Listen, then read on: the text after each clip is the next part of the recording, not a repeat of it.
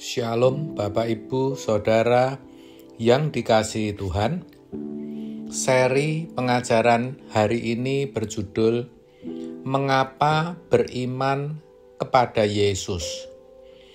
Saudara, kata beriman itu artinya menaruh percaya. Maka kalau orang Kristen berkata, "Aku percaya kepada Tuhan Yesus," berarti ia beriman kepada Tuhan Yesus. Masalahnya, tidak semua orang Kristen mengerti dengan betul mengapa mereka percaya kepada Yesus. Padahal ini penting. Bagaimana kita bisa beriman atau percaya dengan benar kalau tidak memiliki landasan yang kuat?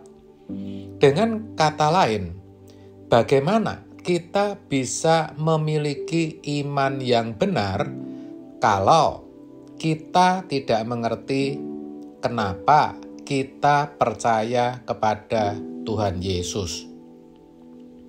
Terkait dengan hal ini dalam 1 Yohanes 3 ayat 16 dituliskan demikian. Demikianlah kita ketahui kasih Kristus, yaitu bahwa Ia telah menyerahkan nyawanya untuk kita. Jadi kita pun wajib menyerahkan nyawa kita untuk saudara-saudara kita. Ayat ini begitu jelas menyatakan alasan kenapa kita orang Kristen percaya kepada Tuhan Yesus. Ternyata Kristus memiliki kasih yang tiada duanya, di mana Ia telah menyerahkan nyawanya bagi kita. Kita punya orang-orang dekat yang mengasihi kita, tetapi jujur, sekalipun itu keluarga kita sendiri, bahkan orang tua kita, belum tentu mereka rela mati bagi kita. Itulah sebabnya Alkitab berkata, tidak ada kasih yang lebih besar daripada kasih seorang yang memberikan nyawanya untuk sahabat-sahabatnya. Yohanes 15 ayat 13. Coba pikir saudara, kalau nyawa saja diberikan, apalagi yang lain.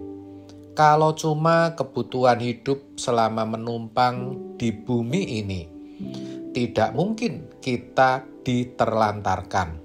Tidak mungkin. Dan pasti Tuhan pelihara. Pasti. Sebab itu, orang Kristen yang benar harusnya tidak perlu khawatir kalau menyangkut pemenuhan kebutuhan jasmani. Harusnya seperti itu. Sayang, faktanya masih banyak yang khawatir.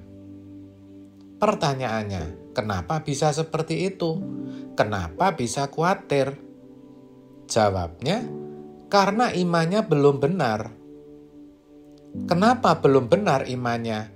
Karena Kristennya hanya ikut-ikutan, tidak mau belajar sehingga tidak mengerti betul mengapa percaya atau beriman kepada Tuhan Yesus.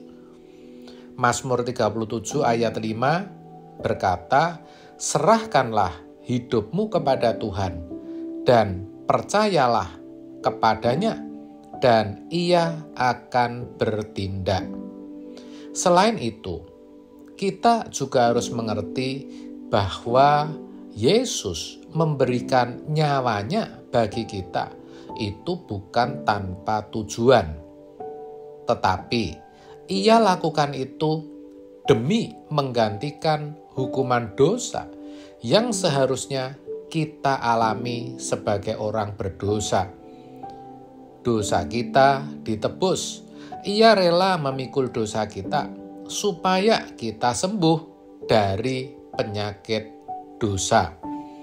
1 Petrus 2 ayat 24 berkata, Ia sendiri telah memikul dosa kita di dalam tubuhnya di kayu salib, supaya kita yang telah mati terhadap dosa hidup untuk kebenaran.